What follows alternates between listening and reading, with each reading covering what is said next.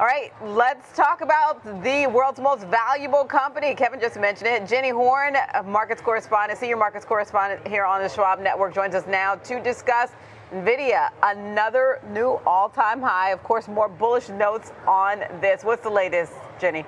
I know, Jay, and I kind of feel like I know you and Kevin were just discussing the way Nvidia has been sucking the oxygen out of the market. I kind of think, thank God for Nvidia, because on these quiet summer trading days that feel honestly like a holiday, I'm like, thank God, there's always something to talk about with Nvidia. So I keep joking, it's like the gift that keeps giving here, as we did see this company surpass Microsoft as the most valuable company in the world. Of course, that was on Tuesday. But it seems like despite its massive run-up in valuation we've seen over the last 12 months, analysts still are getting behind this name. Stifel today did update its forecast to 165 from 114, a share that implies 22% upside from Tuesday's close. The analyst did say his new price target was also based on the new earnings estimates he gave for fiscal 2027. Additionally, he underscored Nvidia's leading position in high-yield markets as a catalyst, as long as a longer-term opportunity funnel that could approach at this point $1 trillion. He said the majority of near to mid-term opportunities will come from this high-performance computing, hyperscale in their cloud data center, and enterprise and edge computing. He overall said that the shift from general-purpose compute to accelerated compute represents the company's most significant revenue and profitability growth opportunity in several years. So he only sees more and more positive ahead. And Tigris Financial was another one that raised their price target to $170 from $98.50 a share with a buy rating, highlighting the fact that this is, like a core holding in the very powerful AI investing theme, driving the acceleration of this AI adoption across all industries and enterprises, which they continue to see driving significant shareholder revenue as well as free cash flow. They also believe that Nvidia is very well positioned to emerge as far as like the generative AI applications. They see this name being a huge beneficiary, which is at this point, I'd say, like relating to all things AI, obviously Nvidia is like the largest winner just based on the fact that we've risen, at this point, 174% on this year. And of course, I mentioned that we're now the most valuable company, which was breaking news on Tuesday. But a lot of analysts, like I was reading some of the analysts we actually got from earlier this week, I thought one of the most interesting was Rosenblatt, because they have now a street high of $200 a share. Just to illustrate, so we're trading at 135.58 is where we closed Tuesday. If we get to $200 a share, the value of this company would be worth around $4.9 trillion.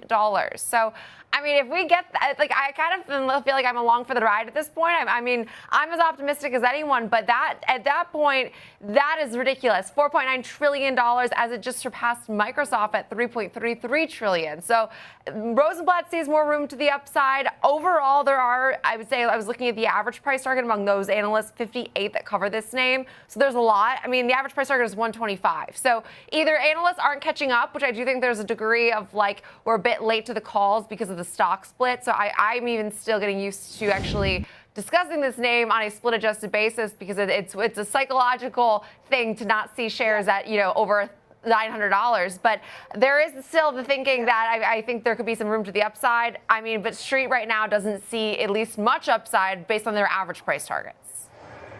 You're not used to seeing it at this level after the split, and you're like, where's the extra zero? Why isn't it a 4-digit stock right now? But interesting to note that a friend of show, Dan Ives, still has the street high target, I believe, on the stock, seeing 275 for its price target for Nvidia. How big can Nvidia get? Do we think it will be? Based on these analysts' notes, to your point, I just can't even fathom it becoming a $4 trillion company, but it seems like that's the road it's headed to, Jenny.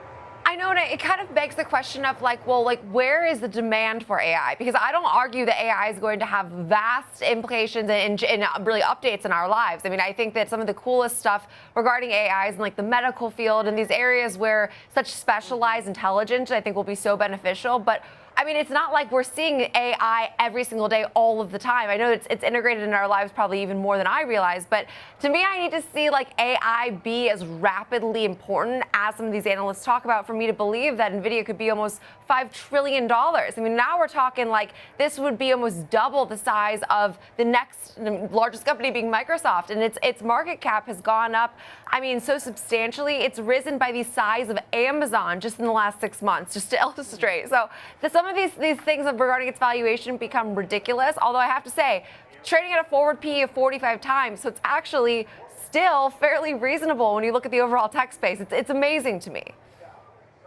It is, and the fact that now Nvidia is like becoming, at least in the U.S., or starting to become a household name. I mean, it should be, but like people have to think about it now because it's more valuable than Microsoft or Apple. But people don't, like you said, we don't know how much AI is in play. Because it's just kind of so behind the scenes, but it's being forced to become a household name. Jenny Horn, thank you for the latest on Nvidia. We'll certainly check in on that stock once the market opens today. Thank you, Jenny.